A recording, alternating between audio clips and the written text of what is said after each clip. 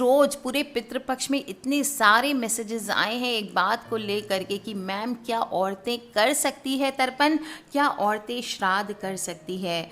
दोस्तों ये समाज में आज क्वेश्चन उठाने का कोई मतलब ही नहीं होता। आज महिलाओं को जहां हर जगह बराबरी का अधिकार प्राप्त है, ऐसे में जब हम ऐसी बात करते हैं कि महिलाएं कर सकती है तर्पण, तो सबके मन में एक प्रश्न उठता ही है कि करना चाहिए श्राद्ध महिलाओं को या नहीं करना चाहिए। यूजुअली क्या देखा जाता है कि परिवार के जो पुरुष सदस्य होते हैं या पुत्र होता है, पोता होता है, वो अगर नहीं हुआ तो कई बार रिश्तेदारों के पुत्र और पौत्र को बुलाया जाता है। जो आपके जो रिलेटिव हैं उनको दूसरे लोगों को बोला जाता है कि इनका श्राद्ध किया जाए। लेकिन दोस्तों कन्या हो या धर्म पत्नी हो, वो भी मृतक के अंतिम संस्कार, आज मैं आपको क्लियरली बता देती हूँ, चाहे वो अंतिम संस्कार हो या फिर तर्पण हो, दोनों कर सकती हैं। दोस्तों अगर आप ये सोच रहे हैं कि यह आधुनिक युग की सोच है, मॉडर्नाइजेशन की सोच है, तो ये बिल्कुल गलत है। दोस्तों जो मैं आपको बता रही हूँ ये मॉडर्न सोच नहीं है। इसके बारे में हमारे हिंदू धर्म ग्रंथ, हमारे धर्म सिंधु सहित मनुस्मृति में और गरुड़ पुराण में भी महिलाओं को पिंडदान करने का अधिकार दिया गया है। दोस्तों यहाँ तक कि हमारे जो शंकराचार्य जी हैं वो भी इस तरह की व्यवस्था को तर्क संगत बताते हैं कि श्राद्ध करने की परंपरा को जीवित रखना है और लोग अपने पितरों को भूले नहीं। श्राद्धों का मेन ध्येय ये ही होता है। इसलिए अंतिम संस्कार में अपने परिवार का या अपने पितर का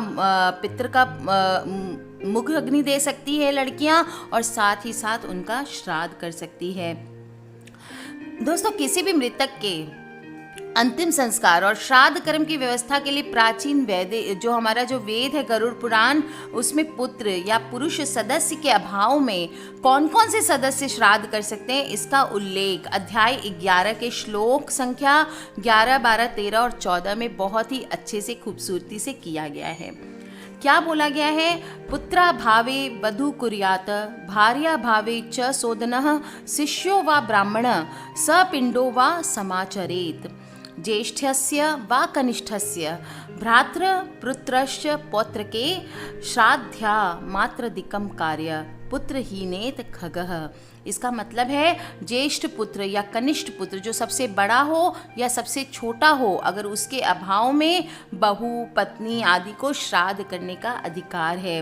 इसमें ज्येष्ठ पुत्री या एकमात्र पुत्री भी शामिल है, और अगर पत्नी भी जीवित ना हो तो सगा भाई, भतीजा, भांजा, नाती पोता आदि कोई भी श्राद्ध कर सकते हैं। इन सब के भाव में शिष्य, मित्र, कोई भी रिश्तेदार अथवा जो आपके कुल के पुरोहित या जोशी हैं वो भी मृतक का श्राद्ध कर सकते हैं।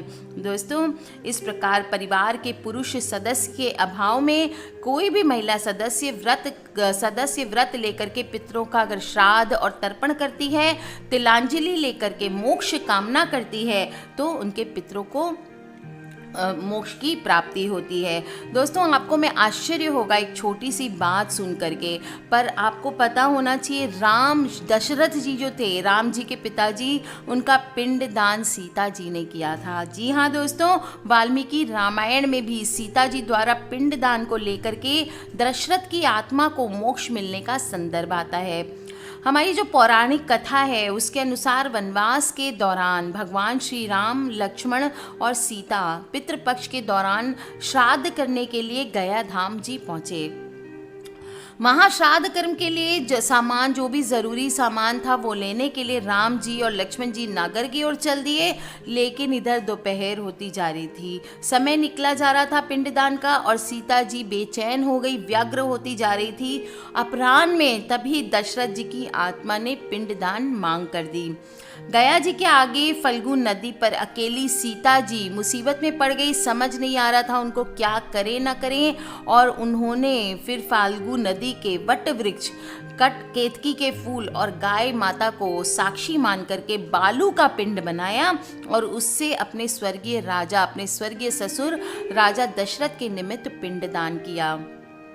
दोस्तों थोड़ी देर में जब भगवान राम और लक्ष्मण जी लौटे तो उन्होंने कहा कि समय निकल जाने के कारण मैंने स्वयं पिंडदान कर दिया, बिना सामग्री के पिंडदान कैसे हो सकता है। बड़ा आश्चर्य हुआ सबको, इसके लिए सीता जी से प्रमाण मांगा। तब सीता जी ने कहा कि ये फल्गु नदी की रेत, ये केतकी के फूल, ये गाय और ये वट वृक्ष मेरे द्वारा किए गए श्राद्ध कर्म की गवाही दे सकते हैं। इतने में फल्गु नदी, गाय और केतकी के फूल तीनों इस बात से मुकर गए। सिर्फ वट वृक्ष ने सही बात कही।